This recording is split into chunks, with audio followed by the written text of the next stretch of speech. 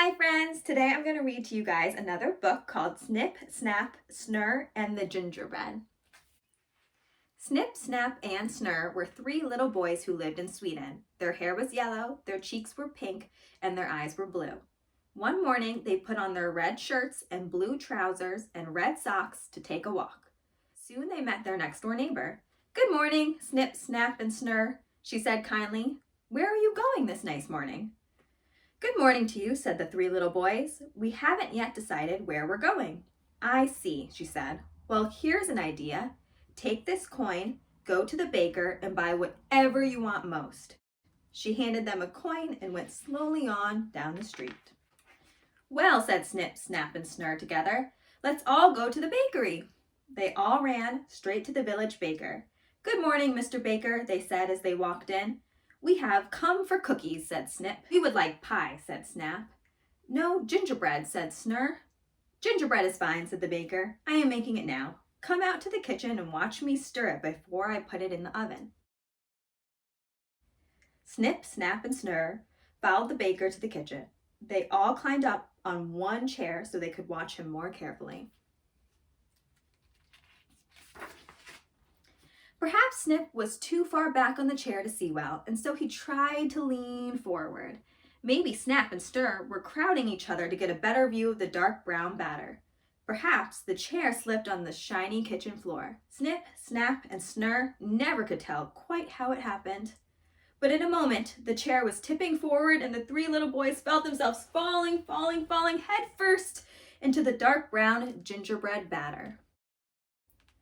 The baker was so surprised that he threw up his hands. His white cap flew off his head. He fell on the floor in amazement. As he sat there, Snip, Snap, and Snurr climbed out of the mixing trough. They were not hurt, but they were covered from head to toe with gingerbread batter. Their red shirts and blue trousers and red socks were all dark brown. Their faces, arms, and legs were all the same dark brown color. "Let's go home," said Snip, "before the baker can scold us." "Let's run," said Snap. "Hurry," said Snurr.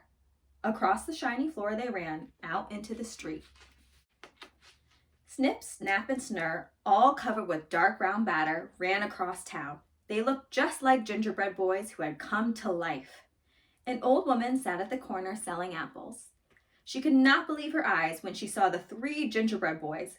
She was so frightened that she dropped her 2 baskets and the apples rolled down the street. A black cat saw the 3 little boys and ran away as fast as he could.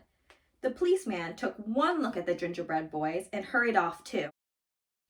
Even he did not know what to do about 3 gingerbread boys on the streets of his town. A big black and white dog hurried toward them. He smelled the rich brown gingerbread. Now that big black and white dog was very fond of gingerbread. So he ran after Snip, Snap, and Snurr. Poor Snip, Snap, and Snurr! How frightened they were to find a big dog chasing them. Down the street they ran, faster and faster. The dog ran faster and faster too.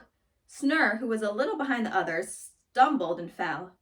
Just as the big dog came very near, a golden coach drawn by 4 white horses drove by. A beautiful princess was in the coach.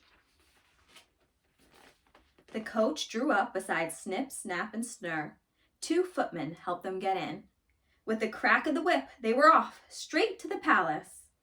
The princess was delighted with the 3 little boys. "I have always wanted to see a gingerbread boy," she said. "And now I have 3 live gingerbread boys here with me. It is the nicest thing that could happen. We must have a party." Soon Snip, Snap, and Snurr were drinking hot chocolate and eating fruit and cakes in the royal dining room.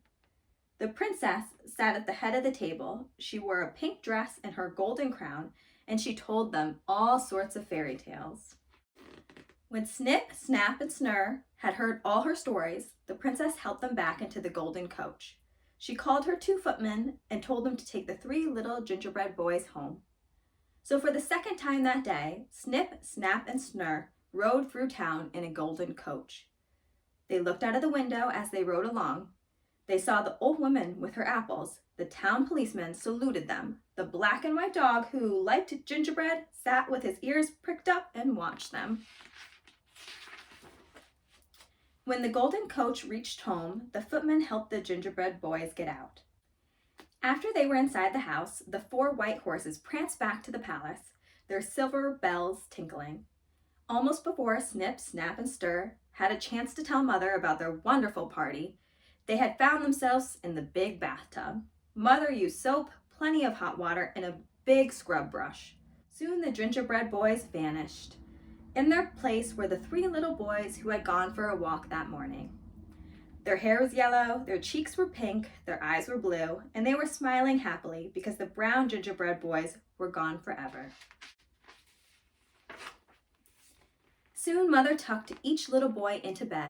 As he lay there, warm and clean and sleepy, Snip said softly, "I am glad." Before he could finish, he had gone to sleep. Snap murmured sleepily, "I am glad I am not," and his eyelids closed in the middle of the sentence. So Snur finished, "I am glad I am not a gingerbread boy." Then he, too, was asleep. As the 3 little boys slept, the baker with his white cap and big spoon, the policeman with his long sword, the princess in a pink dress and golden crown, the old woman and her apples, gingerbread men, gingerbread ladies, and gingerbread cats all danced through their dreams.